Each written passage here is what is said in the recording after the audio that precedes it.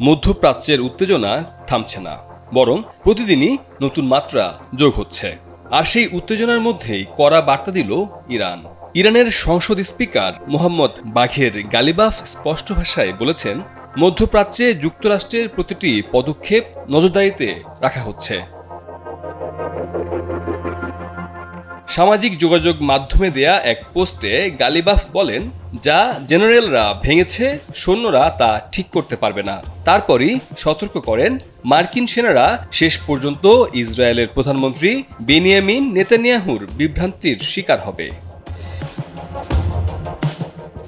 এই বক্তব্য নিয়েই যখন বিশ্ব অঙ্গনে জোর আলোচনা চলছে, একই সময়ে সামনে এসেছে আরেকটি গুরুত্বপূর্ণ তথ্য। যুক্তরাষ্ট্র ভিত্তিক সংবাদ সংস্থা অ্যাসোসিয়েট প্রেস জানিয়েছে, মধ্যপ্রাচ্যে নতুন করে সেনা মোতায়েন করছে যুক্তরাষ্ট্র। পাঠানো হচ্ছে ৮২তম এয়ারবোর্ন ডিভিশনের ১,০০০-এর বেশি সেনা। সঙ্গে রয়েছে দুটি মার্কিন মেরিন ইউনিটও। অর্থাৎ শুধু কথার লড়াই নয়, মাঠেও বাড়ছে প্রস্তুতি। প্রশ্ন হচ্ছে, কেন এই বাড়তি সেনা মোতায়েন? যুক্তরাষ্ট্র কি তাহলে আরও বড় অভিযানের প্রস্তুতি নিচ্ছে? ইরানের বক্তব্য স্পষ্ট, তারা পরিস্থিতিকে হালকাভাবে নিচ্ছে না। প্রতিটি সেনা চলাচল, প্রতিটি মোতায়েন সবই তাদের নজরে। আর সেই সঙ্গে তারা দিচ্ছে মনস্তাত্ত্বিক বার্তা, মাঠে নামা মানেই জয় নয়।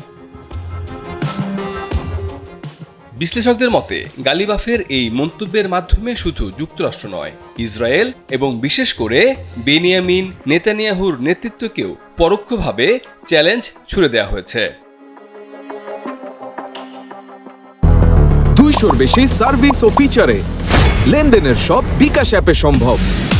মধ্যপ্রাচ্যে এখন পুরো দমে সামরিক প্রস্তুতি, কূটনৈতিক চাপ এবং মনস্তাত্ত্বিক যুদ্ধ, তিনটি একসঙ্গে চলছে। পরিস্থিতি এমন এক অবস্থায় পৌঁছেছে যেখানে যে কোনো ছোট ঘটনা বড় সংঘাতে রূপ নিতে পারে। এখন দেখার বিষয়, এই উত্তেজনা কি সীমার মধ্যে থাকে নাকি নিয়ন্ত্রণের বাইরে গিয়ে নতুন এক বড় সংঘাতের জন্ম দেয়।